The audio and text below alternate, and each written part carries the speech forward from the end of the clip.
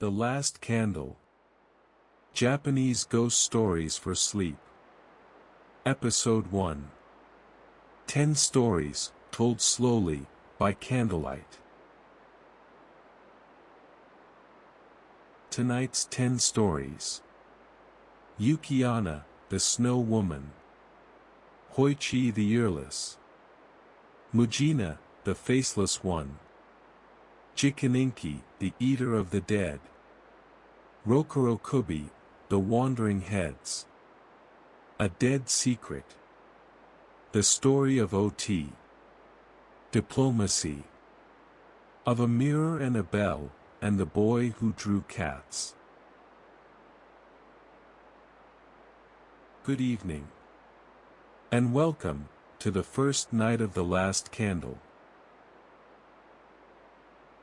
Long ago, in old Japan, on nights very much like this one, people would gather in a quiet room and play a game called Hyakumonogatari, the game of 100 ghost stories. 100 candles were lit. And after each tale was told, one small flame was blown out, so that the room grew darker, and darker, story by story, all through the night. But the game carried a warning. When the 100th story ended, and the last candle died, something, it was said, would be waiting in the dark. So here, we keep an older, wiser custom. We will tell our stories, and our candles will go out, one by one. But we will never tell the 100th story. The last candle always keeps burning, and you may sleep safely in its glow. Tonight, 99 candles are lit. 10 stories wait for us, old stories, from the mountains and shorelines of Japan, told slowly, so that you may drift wherever they take you. You need not stay awake. The candles will keep count for you. Let us begin. Story 1. Yuki-Onna, the Snow Woman. Our first story comes from the snow country of Old Musashi Province, where the winters were long, and the drifts lay deep against the doors. It is the story of the Snow Woman. Yuki-Onna. There were once 2 woodcutters, an old man named Mosaku, and his apprentice Minakichi, a boy of 18. Every day they walked together to a forest across the wide river, and every evening they came home before dark.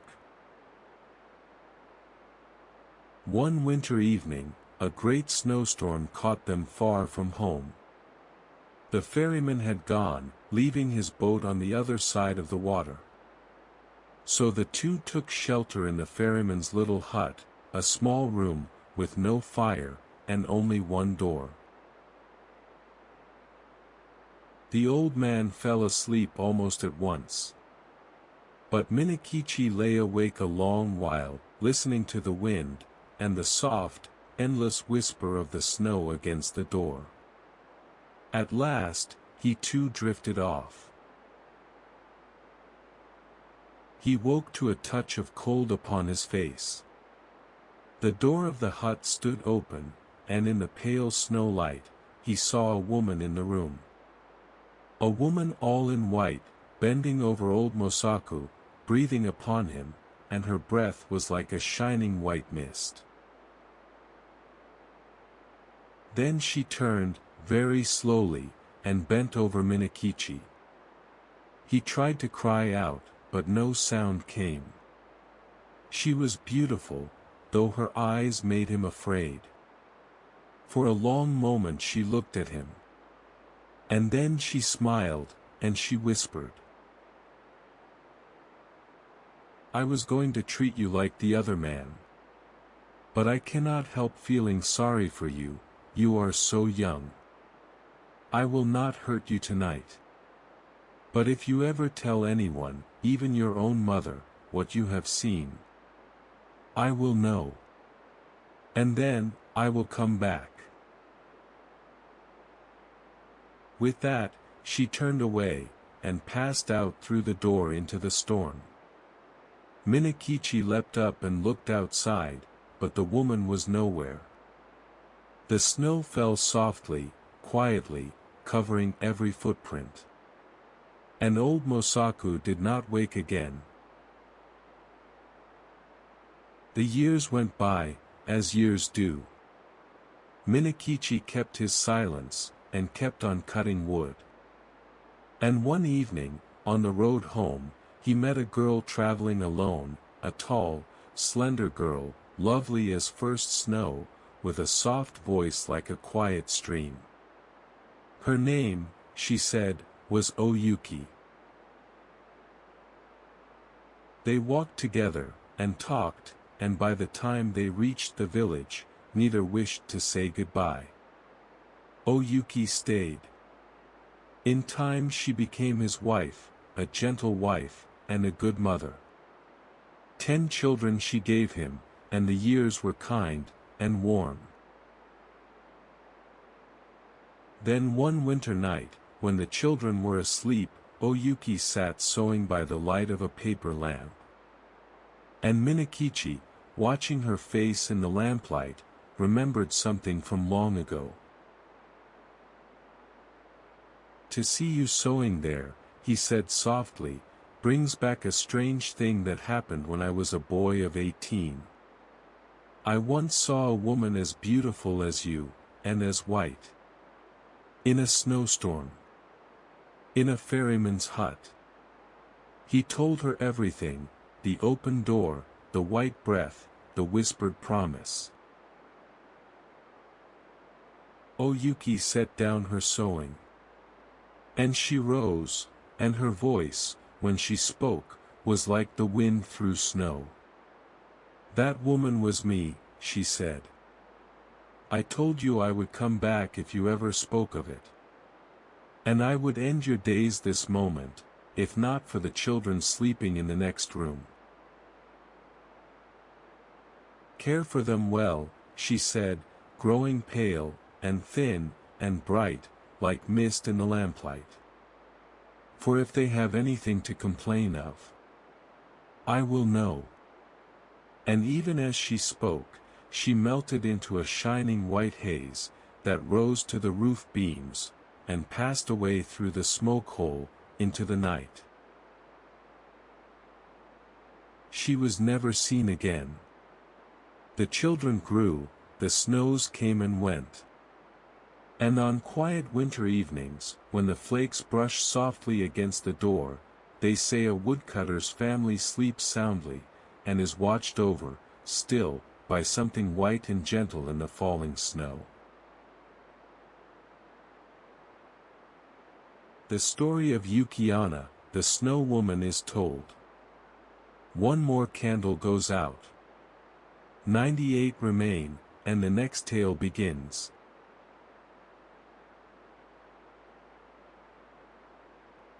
Story 2. Hoichi the Earless. Our second story is told at the temple of Amidaji, by the Straits of Shimonoseki, where, 700 years ago, the great clan of the Haika perished in the sea, in the last battle of a long war. Their ghosts, the people say, have never fully rested. At that temple there lived a blind young man named Hoichi, famous for his skill upon the biwa, the 4-stringed lute. When Hoichi sang the tale of the great sea battle, it was said that even the goblins wept to hear him. One warm summer night, the priest of the temple was called away, and Hoichi sat alone on the veranda, practicing quietly in the dark. And presently he heard footsteps in the garden, heavy steps, like those of a warrior in armor. A deep voice called his name. Hoichi. My lord, said the voice, is staying near this place with many noble followers. He has heard of your skill, and desires to hear you sing the tale of the battle. Come with me. A hand of iron closed gently on his wrist, and Hoichi, who could not refuse a noble summons, took up his biwa and followed. They walked a long way, and then came gates, and courtyards, and the rustle of silk, and the hushed voices of a great assembly of ladies and lords. There Hoichi knelt, and tuned his biwa, and sang the song of the sea fight, the ships, the arrows, the crash of the waves. And all around him in the dark, voices wept, and cried out softly in grief, until the sorrow of his listeners frightened even him. You must come again, said an old woman's voice at last. My lord commands it, every night, for 6 nights more. But speak of this to no one. And the warrior led him home before dawn. The next night the armored steps returned, and again Hoichi was led away. But this time the temple servants noticed his absence, and the priest grew worried. Blind men who vanish at midnight are in danger, one way or another. On the 3rd night, the servants followed him with lanterns. And they found Hoichi, alone, sitting in the rain in the middle of the old cemetery, before the memorial tomb of the drowned emperor, playing his biwa with all his might to the empty dark, while ghost fires burned like candle flames upon every gravestone. They carried him home. And the priest told him gently what his music had summoned. You were not in a palace, Hoichi.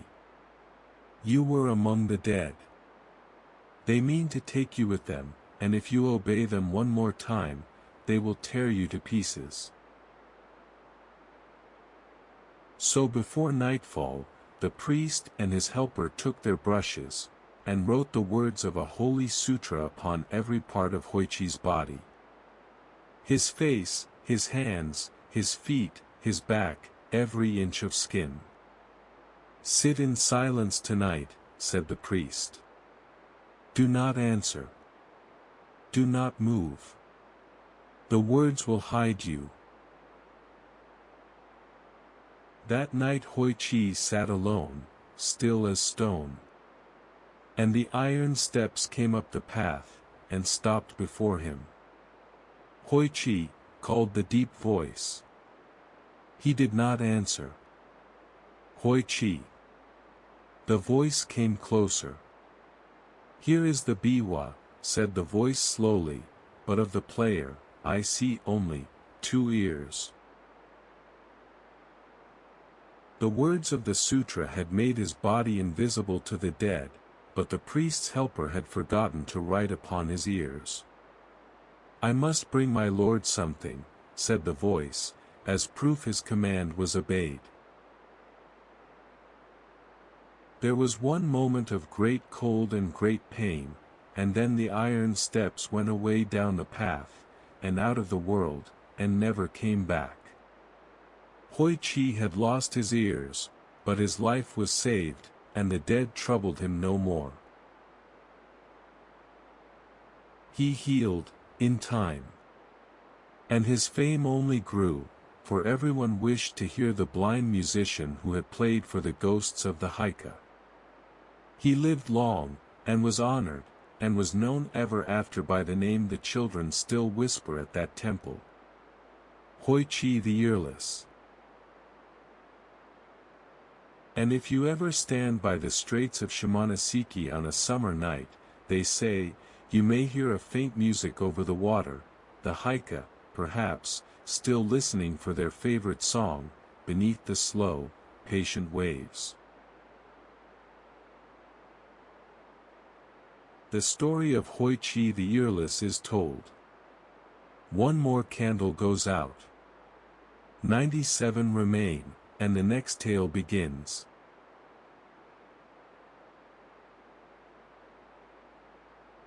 Story 3. Mujina, the Faceless One. Our third story is a short one, and it happened, they say, on the Akasaka Road in Old Tokyo, beside a lonely slope called the Kino Kunizaka, the slope of the province of Ki. In those days, before the age of street lamps, that slope was bordered on one side by an old moat, deep and wide, and on the other by the long, high walls of a palace garden. After dark, few people cared to walk there alone, for it was said that a Mujina, a shape-shifting creature, liked to wander there in the night.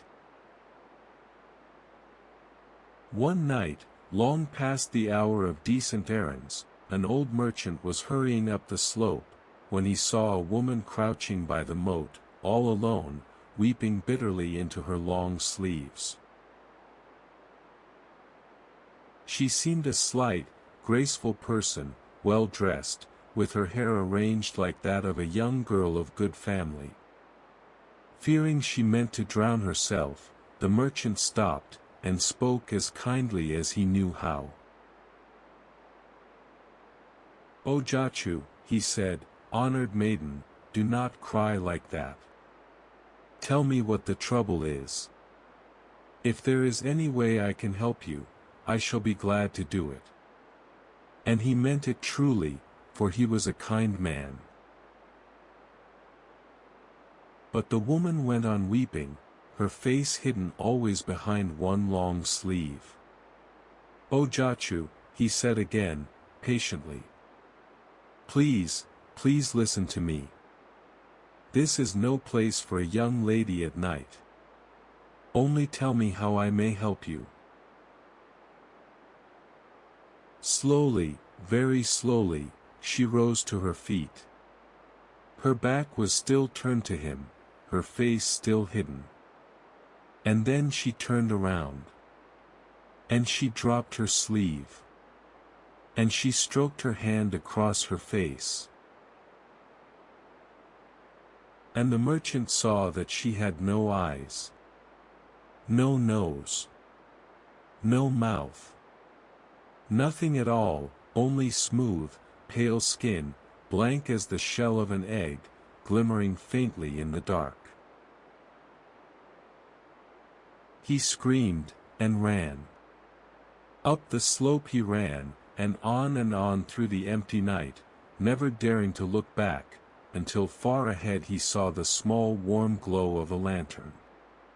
It was only the stand of a traveling soba seller, set up by the roadside, but any light, in that hour, seemed a refuge.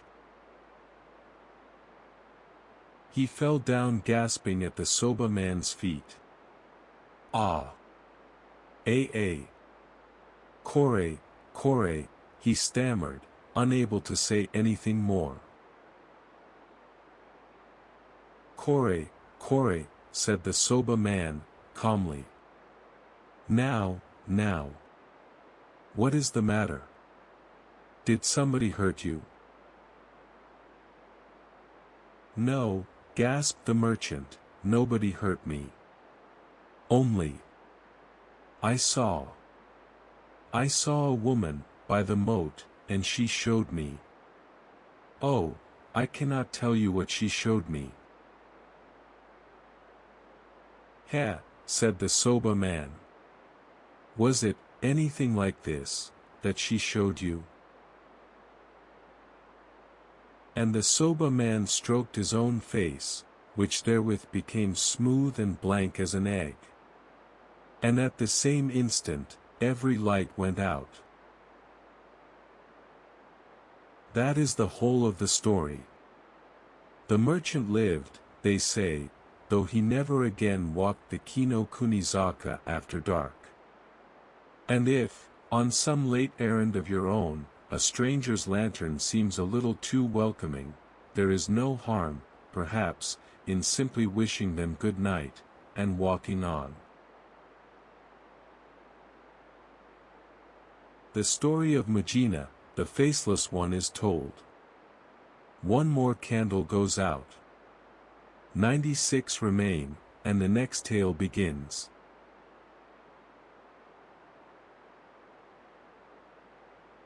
Story 4. Jikininki, the Eater of the Dead. Our fourth story follows a traveling priest named Muzo, a quiet man of the Zen school, who once lost his way while crossing the mountains of Mino province, alone, with evening coming on.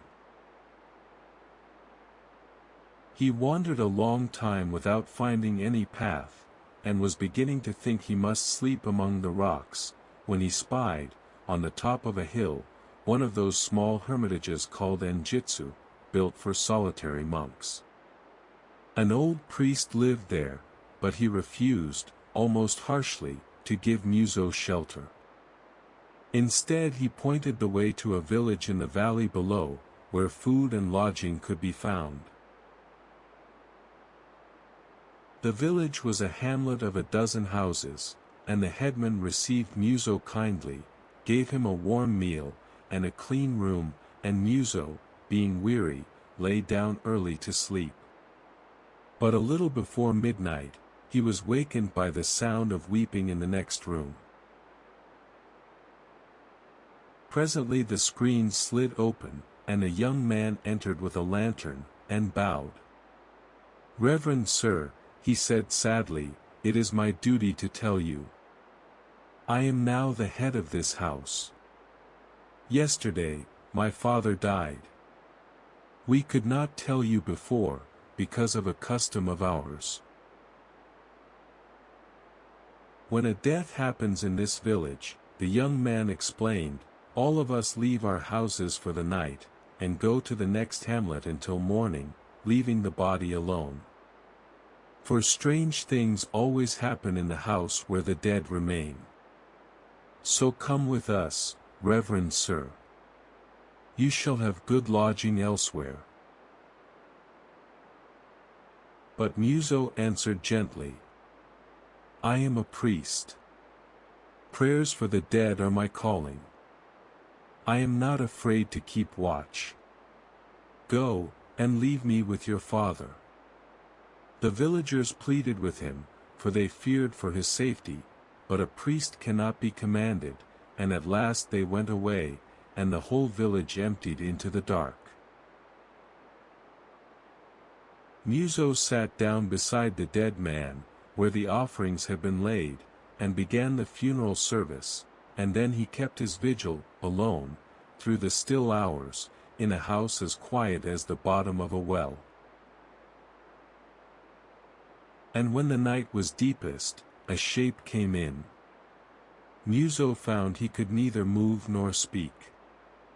The shape was dim, and vague, and vast, and it lifted the dead man, as a cat lifts a sparrow, and it devoured the body, entirely, beginning at the head, and then it turned to the offerings, and ate those also.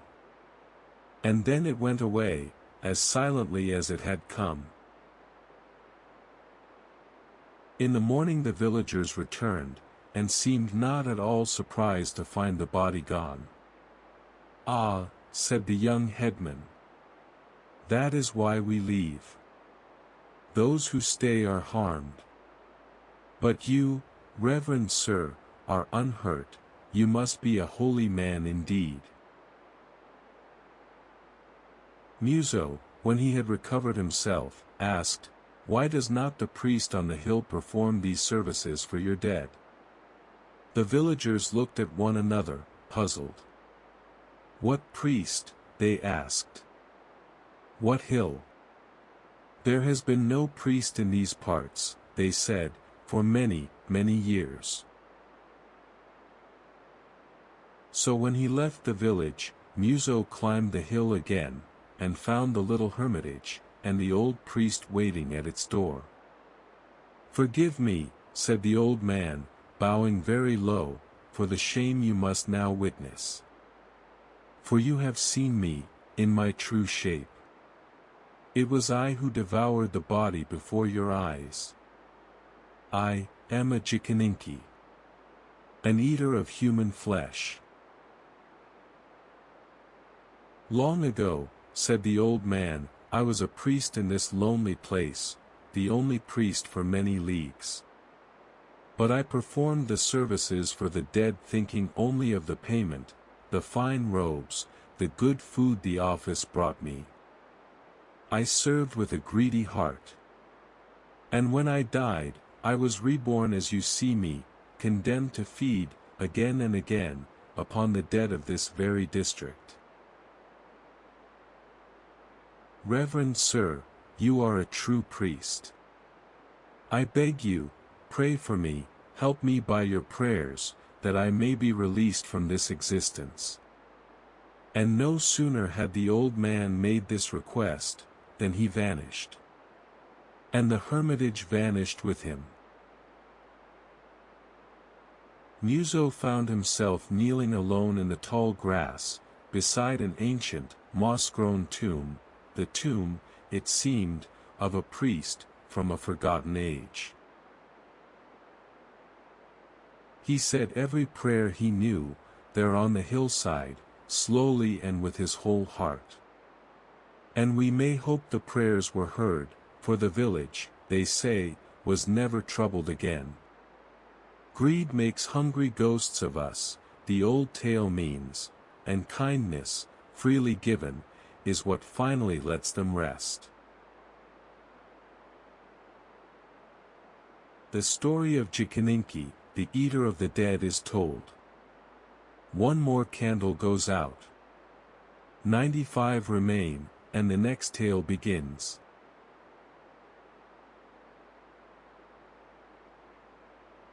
Story 5. Rokurokubi, the Wandering Heads. Our fifth story is about a samurai who became a priest, and a night's lodging that was not what it seemed. Nearly 500 years ago there lived a warrior named Isegai Hidezaemon, a man of great strength and courage. When his lord's house fell, he shaved his head, took the name Quario, and became a traveling priest, but under the priest's robe, the strong heart of the samurai remained. Quario liked to journey through wild country where other priests dared not go. And one evening, in the mountains of Kai province, night overtook him on a lonely road, far from any village. He had settled himself under a pine tree to sleep upon a stone, quite contentedly, for hardship pleased him, when a woodcutter came by, and was horrified to find him there. "Good sir," said the woodcutter, "this is a dangerous place, haunted, they say. Come to my house. It is humble, but you will sleep safe under a roof." And Quario, liking the man's kind face, followed him to a small thatched cottage in a glen, where 4 other people, men and women, sat warming their hands at a little fire. They welcomed the priest with surprising courtesy, gentle speech, refined manners, unusual in mountain folk. "My host," thought Quario, "has surely been a person of rank in some former life." And the woodcutter, as if hearing the thought, confessed it. He had once been a man of high station, ruined by his own selfish deeds, and now he lived humbly, hoping to atone. Quario, much moved, promised to recite the sutras that night on the man's behalf.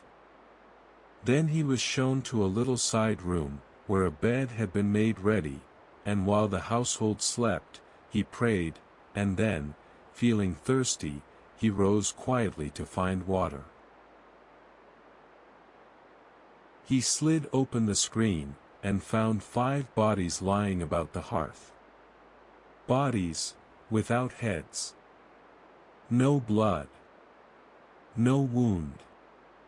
Just 5 sleeping forms, and 5 empty necks, resting in the ember light. Another man would have fled.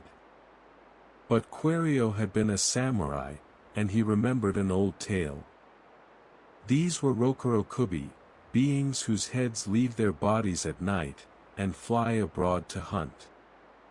And the old tale said this: if you move the body while the head is away, the head can never return, and the creature is undone.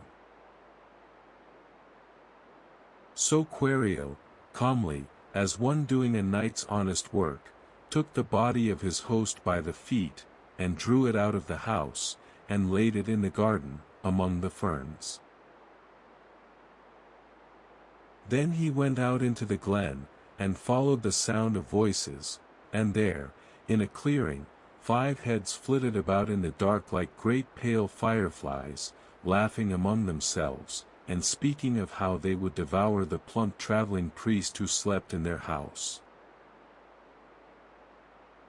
And then the host's head cried out, "The priest is gone. And my body, where is my body? If it cannot be found, I am finished, finished." And the head rose up out of the trees, its eyes burning, its hair streaming, and it flew straight at Quario. But the old samurai's strength woke in the priest. He tore up a young pine tree by the roots, and swung it like a war club, and struck the flying head, and struck it again, and the other head shrieked, and scattered, and fled into the western dark, and did not return. The host's head, in its last fury, had fastened its teeth upon the sleeve of Quario's robe, and there it stayed, and would not be loosened.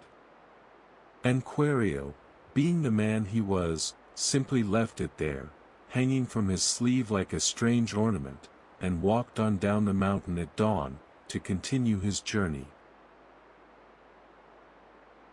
In the next town, the sight of it caused a great commotion, and the priest was seized and brought before the magistrates. But when Quario told his tale, laughing, and the wise among them examined the head, and the old marks upon its neck, they knew the story to be true, and praised his courage, and sent him on his way with honor. So the strong-hearted priest went on wandering, quite unbothered, through all the wild roads of Japan.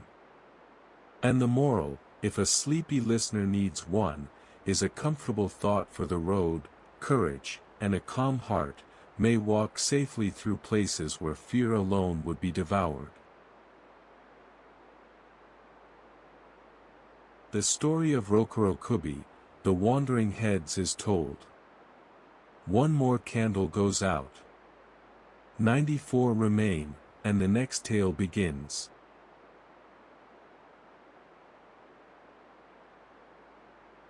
Story 6. A Dead Secret. Our 6th story is a quiet one, about a mother, a locked chest, and a secret that would not sleep. It comes from the province of Tamba, long ago. There lived in Tamba a rich merchant whose daughter, O-Sono, was clever and lovely, and was given the best education a merchant's daughter could have. In time she married, and bore a son, and lived gently and well. But less than 4 years after her marriage, O-Sono fell ill, and died. On the night after her funeral, her little son said something strange. "Mother," he said, "is upstairs." She looked at me, and smiled. But she would not speak. So I was afraid, and came away. That night, some of the family went up to O-Sono's old room. And there, by the light of a small lamp burning before the household shrine, they saw her. The figure of O-Sono, faint as a reflection in water, standing before the tansu, the great chest of drawers that still held her clothes and her ornaments. Night after night she returned. Always to the same room. Always before the same chest of drawers. She harmed no one. She said nothing. But the house grew afraid, and at last the dead woman's mother-in-law went to the parish temple, and asked the old priest what should be done. The old priest thought for a while. Then he asked, "Is there anything in that chest, about which she might feel anxious?" "We do not know," said the family. "We have not liked to open it." "Very well," said the priest. "Tonight I will sit in the room, alone. Let no one come up unless I call." At sundown the priest went up to the room, and read the sutras, and waited. The house below fell silent. And in the deep of the night, when even the lamp seemed to hold its breath, the figure of O-Sono appeared before the tansu, wistful, and pale, her eyes upon the drawers. The priest spoke to her gently, as one speaks to a frightened child. "I have come here to help you," he said. "Perhaps in that chest there is something about which you have reason to feel anxious. Shall I try to find it for you?" The shadow seemed to bow its head, very slightly. So the priest opened the first drawer. It held only folded robes, sweet with old incense. He searched it well, nothing. The second drawer, nothing. The third, the fourth, he searched behind the drawers, and beneath them, and inside the chest itself. Nothing at all. And still the figure waited, wistful as before. "What can she want?" thought the priest. And then it occurred to him, that there might be something hidden not in the drawers, but under the paper with which the drawers were lined. He lifted the lining of the first drawer, nothing. The second, the third, and then, beneath the paper of the deepest drawer, he found it. A letter. "Is this the thing about which you have been troubled?" he asked softly. The shadow of the woman turned to him, her faint gaze upon the letter. "Shall I burn it for you?" he asked. She bowed before him, low, and slow, and grateful. "It shall be burned," he promised, "this very morning, and no one shall read it, no one, but the priest who found it." And even as he spoke, the figure of O-Sono smiled, and thinned like mist, and was gone. Dawn came down the stairs with the old priest. The family was waiting. "You need not fear," he told them. "She will not appear again." And she never did. The letter was burned, unread by any other soul. It was, they say, a love letter, from the days when O-Sono was young, and studying in the capital, before her marriage. But only the priest knew what was in it, and whatever it said, it turned to smoke, and the smoke went up into the morning sky. Some secrets do not want telling, only keeping, kindly, until they can be let go. The story of a dead secret is told. One more candle goes out. 93 remain, and the next tale begins.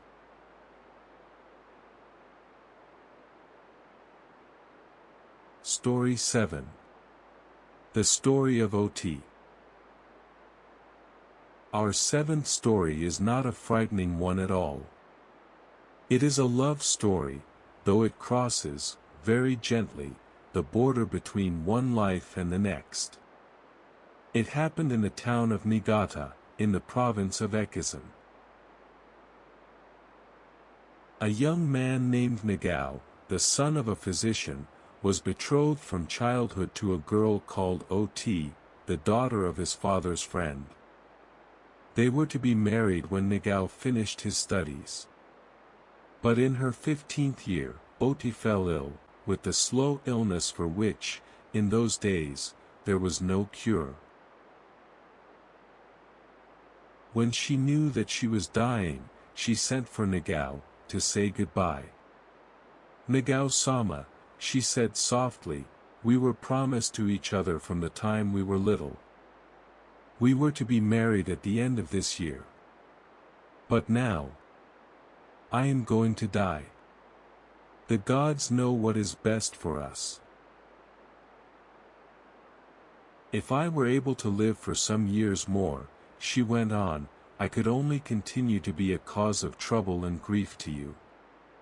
With this frail body, I could not be a good wife. So please, do not grieve. Besides, I want to tell you something. I think we shall meet again." "Indeed, we shall meet again," said Nagao earnestly, "in the Pure Land, in the world to come." "No," she said, gently. "I mean, in this world. In this life, though I shall be buried tomorrow. It is only that you must wait. 15 years, perhaps 16. That is a long time. But you are still only 19 years old." She spoke as one who dreams already of the road ahead. "If you wish for it," said Nagao, to ease her going, "then I shall wait." And O-Tei smiled at him, and closed her eyes, softly, like one falling asleep, and did not open them again. Nagao had loved her truly. He had a mortuary tablet made, inscribed with her spirit name, and set it in his household shrine, and every day he placed offerings before it. And more than once he wrote out, with brush and ink, a solemn promise, to marry O-Tei, if ever she returned to him in another body. And he sealed the writing, and laid it beside her tablet. But Nagao was an only son, and the family needed heirs, and in time, yielding to his parents, he accepted a wife of their choosing. He was a good husband to her. Yet still, each day, he set the offerings before O-Tei's tablet, and remembered her, always, with a love that quietly kept its own house in his heart. The years were not kind. His parents died. His wife died, and their one little child also. Nagao was left alone in the emptied home. And so he gave up the house, and set out on a long journey, hoping to walk away from his sorrows, mile by mile. One day his travels brought him to Ikeo, a mountain village famous even now for its hot springs, and for the beauty of the hills around it. He stopped at a village inn, weary from the road.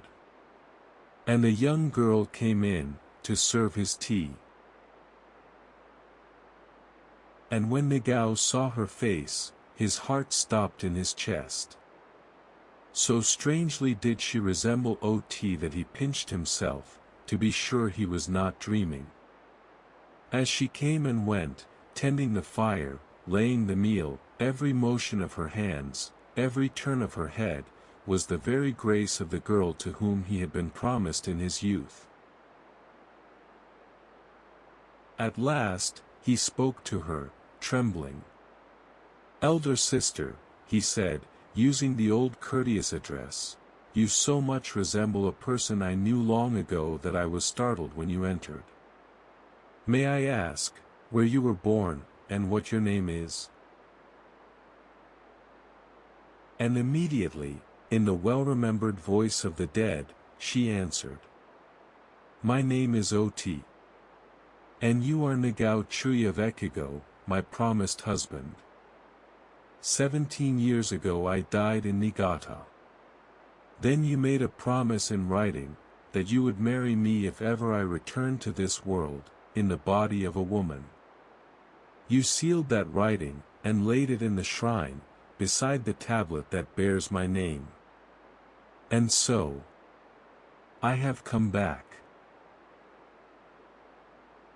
And as she spoke these last words, she fell, gently, unconscious into his arms. When she woke, she remembered nothing, nothing of the words she had spoken, nothing of her former life.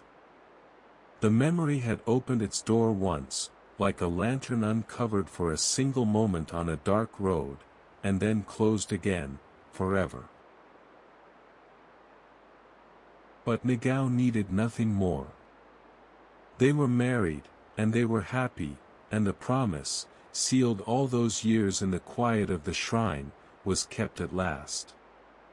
Some loves, the old story says, are patient beyond one lifetime, and what is truly promised finds its way home, even from across the dark. The story of O-Tei is told. One more candle goes out. 92 remain, and the next tale begins.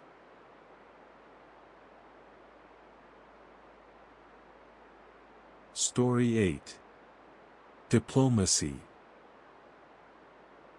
Our eighth story is about a very clever samurai, and how a cool head turned aside a curse. It took place in the garden of a great lord's house, one still morning, long ago. A man had been condemned to death, for a crime committed within the lord's household. He was brought, bound, into the garden, and made to kneel in a wide space of sand, crossed by a line of stepping stones, the kind you may still see in old Japanese gardens today. And when he saw that his death was certain, the man's fear turned to fury. He began to shout, "You may kill me, but hear this. Whoever is killed in great wrath returns to take revenge. Resentment answers resentment. Kill me, and my ghost will repay it. I will haunt this house. I will visit my anger upon you all." Now, this was a serious matter. For it was well believed, in those days, that the anger of the dying is a real force, that a man slain in great rage may indeed become an onryo, a vengeful ghost, and bring ruin upon a household, year after year. The samurai in charge of the sentence heard the threats calmly, almost gently. "We shall allow you to frighten us," he said, "as much as you please, after you are dead. But it is difficult to believe you mean what you say. Will you try to give us a sign of your great resentment, after your head has been cut off?" "Certainly I will," cried the man, wild with anger. "Very well," said the samurai, drawing his long sword. "Then let this be the sign. When your head has fallen, let it bite the stepping stone that lies before you. If your angry ghost can make it do that, some of us may truly be frightened. Will you try?" "Oh, I will bite it." The man shrieked. "I will bite it. I will bite." There was a flash of the sword, a soft, heavy sound, and the head fell upon the sand. And then, before the eyes of every witness, the head rolled, and bounded, and caught the edge of the stepping stone in its teeth, and clung there, fiercely, for a long moment, and then dropped away, and was still. None of the servants of that house slept well for many nights afterward. The retainers came to the samurai in fear. The sign was given, they said. The dead man's wrath is real. He will haunt us all, surely some great evil now hangs over this house. Ought we not to hold a Sagaki service, prayers to quiet the angry spirit? The samurai only smiled. That, he said, will not be necessary. The others stared at him. But master, the head bit the stone. The dying man's last purpose was revenge. His ghost.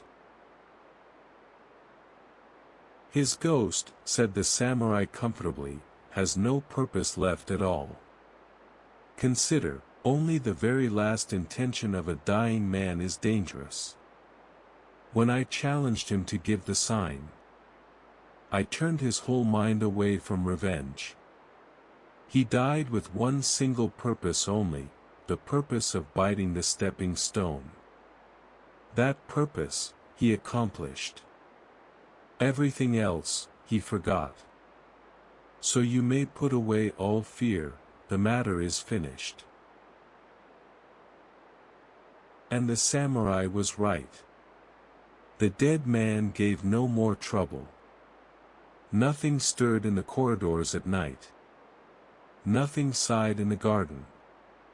The household slept, and went on sleeping soundly, year after peaceful year. It is a strange little story to tell at bedtime, perhaps.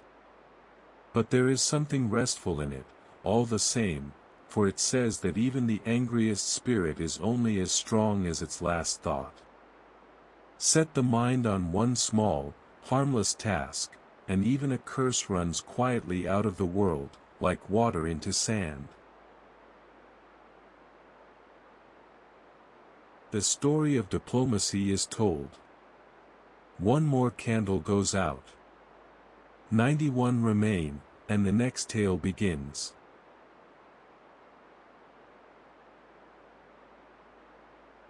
Story 9. Of a Mirror and a Bell.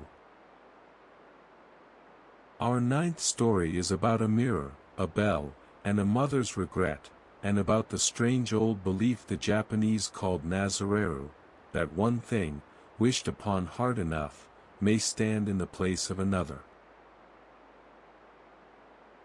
8 centuries ago, the priests of Mujina, in the province of Tatami, wished to cast a great bronze bell for their temple. And they asked the women of the parish to help, by giving their old bronze mirrors, to be melted down for the casting. Now in those days, a woman's mirror was no small thing to give. A mirror was handed down from mother to daughter, it had reflected the faces of grandmothers, and of children now grown. The soul of a mirror, the old folk said, is the soul of the woman who owns it. One young farmer's wife brought her mirror to the temple with the others. It bore on its back the lucky design of pine, bamboo, and plum blossom. But no sooner had she given it, than she began to regret it, bitterly. She remembered her mother's face in that bronze, her own face as a little girl. Of course she might have bought it back for a little money, but she had no money to spare. And whenever she went to the temple, she saw it lying in the courtyard behind a railing, among 100 others, and she knew it at once, and her heart ached. She recalled the old saying, that a mirror is the soul of a woman, and she wondered, uneasily, if it could be true. But she said nothing to anyone. She could not confess so shameful a regret. And so the mirror lay in the courtyard, and the woman's silent longing lay upon it, like a hand that would not let go. Then came the day of the casting. The mirrors were heaped into the furnace, and every mirror melted. Every mirror, but one. Again and again the workmen fed the fire. And again, one mirror came out whole, the mirror with the pine, the bamboo, and the plum. Everyone understood. Some woman had repented her gift, and her selfish soul, still clinging to the bronze, kept it hard and cold in the hottest flame. Soon everyone knew whose mirror it was, for it would not melt, and its design was known. And the poor woman, her secret regret laid bare before the whole parish, burned with a shame far hotter than the furnace. She could not bear it. She drowned herself, leaving behind only a note, written in her last anger. And the note said this: "When I am dead, you will easily melt my mirror, and cast your bell.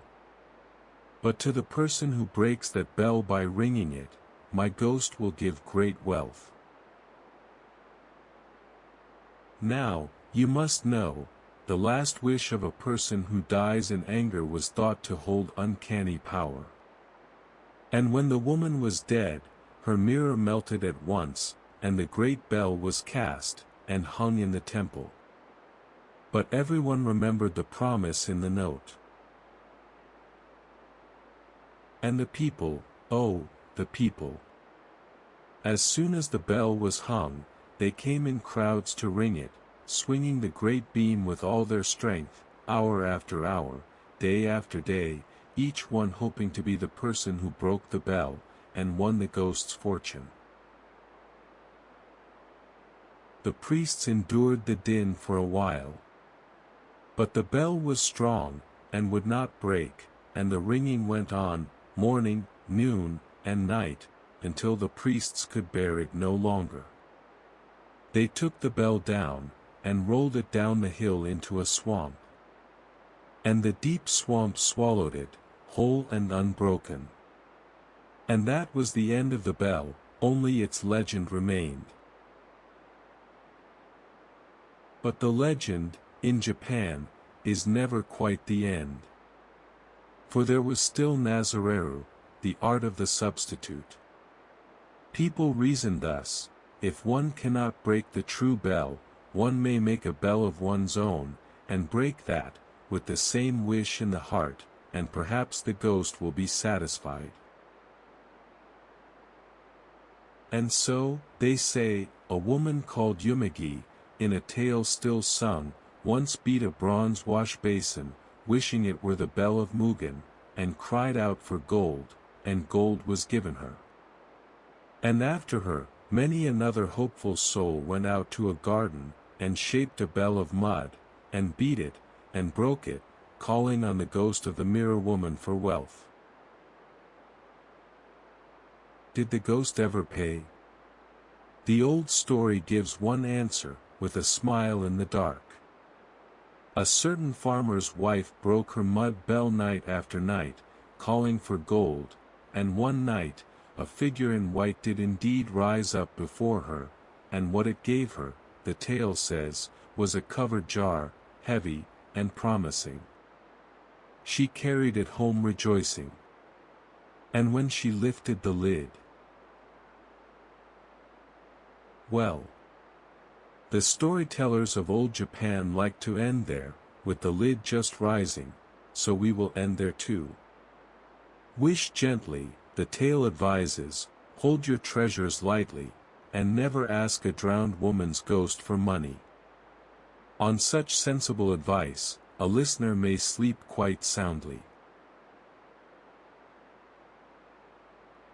The story of a mirror and a bell is told.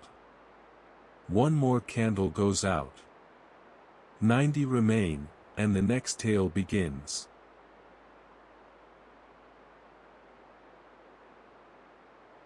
Story 10. The Boy Who Drew Cats.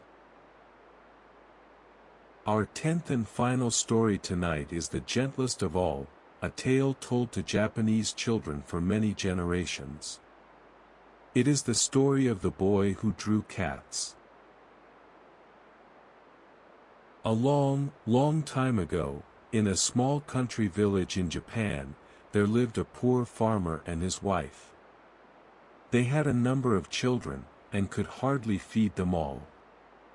The elder son worked the fields, and the daughters helped their mother, but the youngest child was small, and clever, and not strong enough for hard work.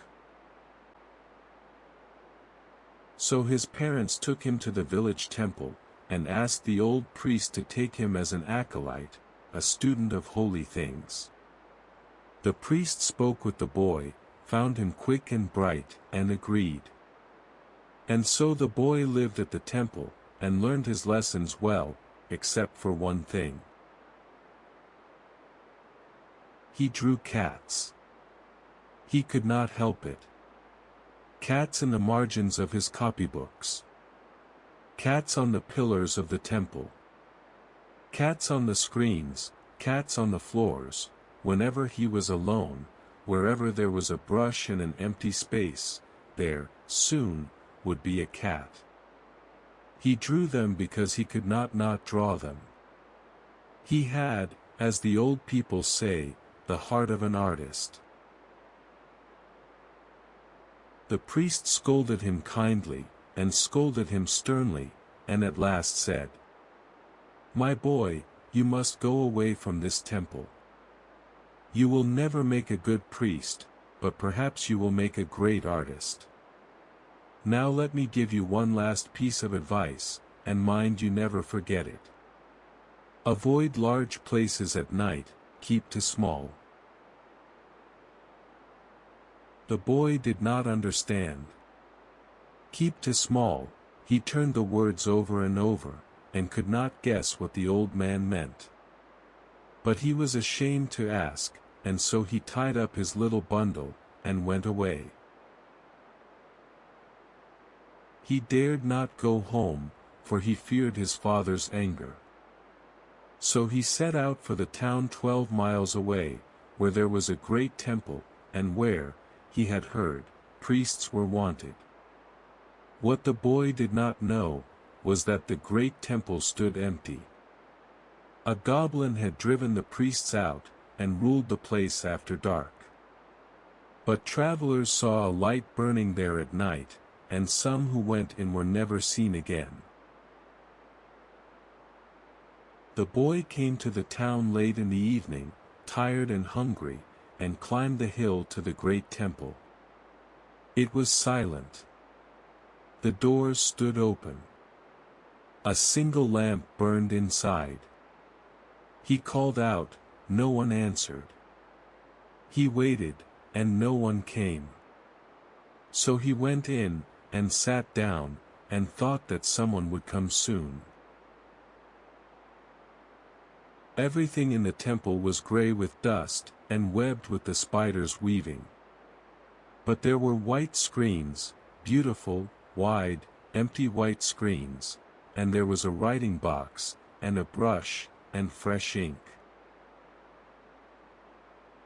And the boy, being who he was, began to draw cats. He drew them large and small, sleeping and stretching, striped and spotted. He covered the screens with cats, dozens of cats, the finest cats he had ever drawn. And then, feeling very sleepy, he lay down to rest beside them. And just as he was drifting off, he remembered the old priest's words. Avoid large places at night, keep to small. The temple was very large. He was all alone. The silence pressed in around the little lamp. And though he could not say why, a small, cold fear crept over him. So he looked about, and found a little cabinet, with a small sliding door, just big enough for a boy to sleep in. He crept inside, and slid the door shut, leaving only a crack to peep through. And soon, warm in the small dark, he fell fast asleep. In the deep of the night, he woke, to a terrible noise.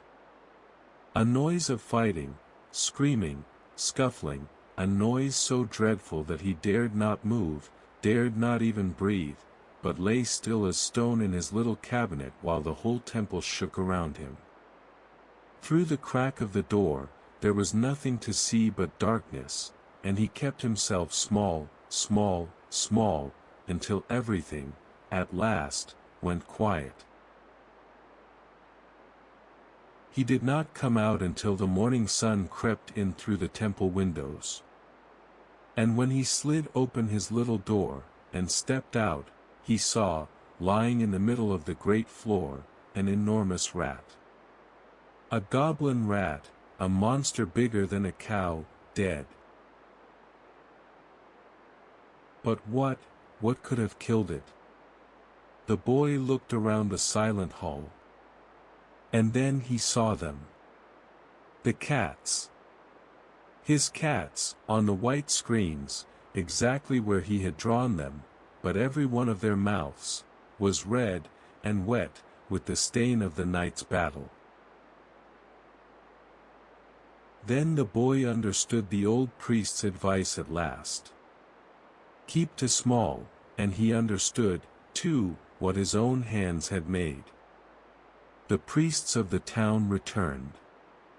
The temple was cleansed and reopened. And the boy did not become a priest, he became a painter, a great and famous painter, whose cats, they say, may still be seen in Japan to this day. And that is the end of our 10th story, the end of our stories for tonight. A boy, safe in a small warm place, sleeping soundly while his own good work stood guard over him in the dark. May your night be exactly like that. The story of the boy who drew cats is told. The last of tonight's candles goes out. 89 remain, waiting for another night.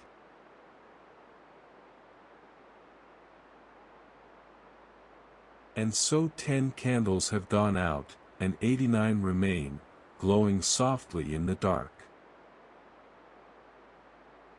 The stories are finished for tonight. The snow has stopped falling. The temple bell is silent. Even the ghosts, wherever they are, have settled down to rest. We never tell the 100th story. The last candle is still burning, and it will keep burning, all through the night, for you. If these old tales brought you rest, the last candle returns every week, with stories from Japan that the world outside has rarely heard. But that is for another night. For now, sleep well.